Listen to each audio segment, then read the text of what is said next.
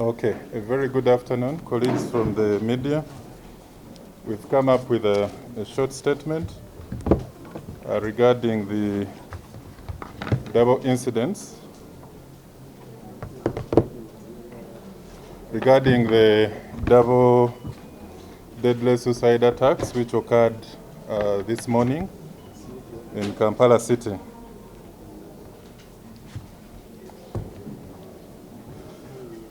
We wish to inform the public that we've registered two separate deadly suicide attacks within Kampala City. These attacks occurred today, the 16th of November 2021, at 3 minutes past 10 and at 6 minutes past 10. That is 10:03 a.m. and at 10:06 a.m. respectively. The first attack occurred near the checkpoint at the Central Police Station in Kampala City at around 3 minutes past 10. That was the exact timestamp that we got on the CCTV footages. And when we reviewed the first pictures that came from the CCTV footages after the incident, they clearly revealed how a male adult putting on a black jacket and carrying a backpack detonated himself, detonated the bomb that he was carrying, killing himself instantly. The spillover effect from the bomb covered a radius of about 30 meters, that is from near the checkpoint up to the front desk office at the Central Police Station. Two other people were confirmed dead from that deadly suicide bomb attack near the Central Police Station checkpoint. Those whom we rushed immediately with injuries were 17. That was immediately. And these ones were the ones who were within the section that was covering the point of impact and the front desk area at the Central Police Station. But then the other building also that is adjacent also had other injuries. Another bomb blast occurred within 3 minutes. That was at Parliamentary Avenue, at Raja Chambers and Jubilee Insurance Building, formerly known as the IPS building.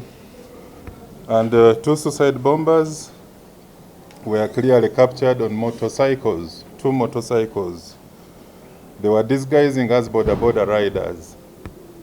They detonated the bombs they were carrying on themselves. That killed them instantly. Right now, up to now, our bomb experts and team of forensic experts are still documenting the scene. This is simply because we want to come up with the actual number of victims. We are seeing a lot of bodies shattered, legs have been scattered, and there's a skull which we believe are for the suicide bomber who attacked the police station at CPS. Then there are also other bodies that have been scattered. We can see legs, skulls, and other body parts that have been shattered and scattered at the scene between Raja Chambers and Jubilee Insurance, which we also believe are for the suicide bomb attackers. But outside the suicide bomb attackers at Parliamentary Avenue, at least we are confirming there's an extra body, which we believe is for a civilian. So right now we are still talking about 3 bodies of people that are dead, 3 suicide attackers who killed themselves, and the total so far of the injured persons we've rushed to Mulago National Referral Hospital has increased up to 33. So far 33 are injured. and 5 are critically injured. Now, Bosins, like we indicated, have been cordoned by our joint counter-terror teams. And first of all, we want to extend our thoughts to those who have lost their loved ones, the 3 who have so far died. And we want to also wish a speedy recovery to the 33 who are injured and the 5 who are critically injured amongst the 33. Now, you are all aware that these attacks come 22 days after the last suicide attack on Usif Safari bus. The hallmarks of the attack clearly indicate that the ADF-linked radicalized groups who still have a desire to carry out lethal attacks on soft targets using suicide attackers and improvised explosive devices behind these attacks. Because the nature of the bombs they are using and the nature of the attacks is their latest strategy. And our intelligence also indicates that these are domestic terror groups that are linked to ADF.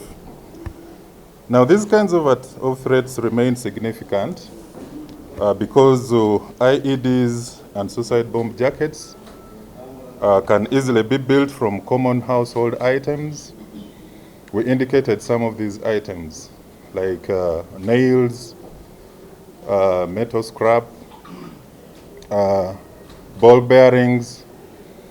They use phones and batteries, as well as ammonium nitrogen. Now, these are things that you can find in the market, in retail shops, and even in supermarkets. So this shows that the threats of such attacks are actually real, and we really need to be vigilant. Many of the businesses unconsciously sell these items to the public, but we call upon every Ugandan that we really need to be very, very vigilant with the nature of the attacks that we are seeing now. Of course, as the joint security agencies, these are attacks that we do strongly condemn.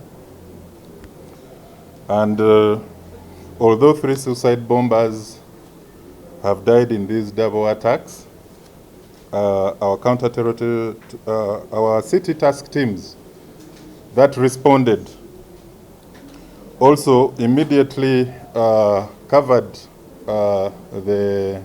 we managed to cordon off the area, and we started monitoring movements.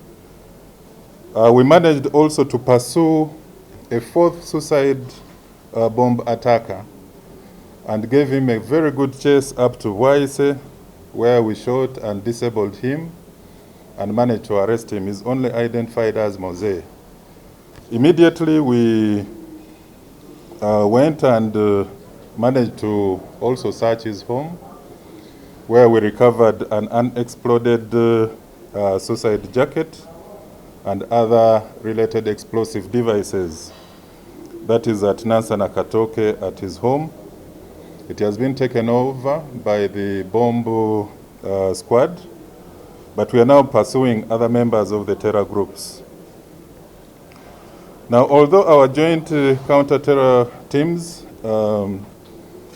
managed to mitigate bomb threats directed against our country for the last 2 days, of course, today's attacks still shows that there's a lot of work to do. We are going to try as much as possible to preempt, penetrate, and prevent other deadly attacks of this nature by domestic extremists in the days to come. As you are all aware, we have managed to counter several bomb threats in this country. The numbers are above 150. We've managed to neutralize several suspicious packages during this period and device-related incidents across the country. For now, what we want to tell Ugandans is that the bomb threats are still active, especially from suicide attackers. We believe there are still more members of these domestic terror cells, especially the suicide bomb squad, that has been created by the ADF. And this calls for the popular vigilance of the community. We really need to be very, very vigilant. This type of threat is not a monopoly of the security agencies. It really calls for concerted efforts and the vigilance of the public. The threat is being directed against all Ugandans by an enemy whom we all know. So we want to reassure all Ugandans and visitors to the country that we are going to continue pursuing all terrorists, their agents, operatives, and collaborators to help prevent the re-emergence of such acts of domestic terror. We so far have 2 dead from CPS and the third body of a dead person along Parliamentary Avenue. We are going to come up with a list of the dead and also those who are injured, but we need some privacy for those who are injured. Remember, these are people with families. They are traumatized at this stage, and we don't want to rush into giving out the details. Now, secondly, the issue of usually in addressing some of these attacks, remember that there are usually follow-up bombs or additional subsequent bombs that are planted. And for that matter, we had to cordon off certain roads for safety reasons and also to help us to safely evacuate some of the injured persons and further document the scenes of crime. The director operations and also the other senior officers from the UPDF, the joint intelligence teams are all present. We expect that by this evening we shall have all the roads opened. But we've deployed all our traffic officers to create safe passage for motorists and also other members who are within the city, those who are transiting through the city, to ensure that they actually get out. Yeah, of course, the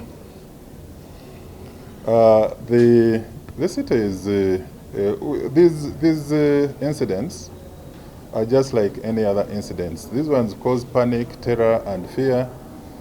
But of course, we've always given Ugandans the assurance. This is a country that is, I believe, the most peaceful in this region. And that doesn't come by mistake. It simply comes out of our strategies, our approaches in countering a number of threats internally and externally against our country. And I want to assure you that we are going to do whatever is possible. This other pursuit that we made and countered a 4th suicide bomber is not by mistake. It's out of our initiatives. It is out of our strategies and response plans. So the other areas of Kampala are still safe for now, and we are trying as much as possible to create space for other people to leave the city.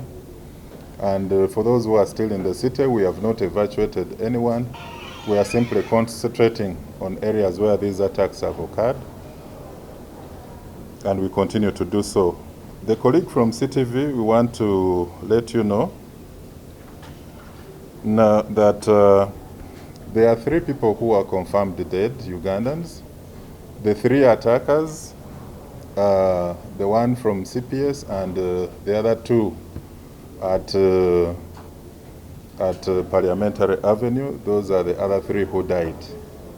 So in total 6 people have died, but of course including the 3 suicide attackers.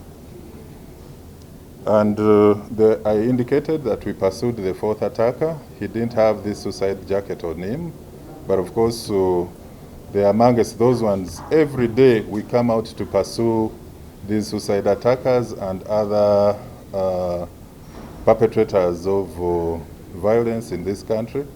So they were surveilling him, and it managed to be a successful operation. We proceeded, and we were able to recover 2 bombs from Mose at his home in Nansa na Katoke, and they're all going to be detonated by the bomb squad. So all those are efforts. Mabirizi is safe. There is no additional bomb. We have indicated the one by the suicide bomb at CPS and the 2 riders at Parliamentary Avenue.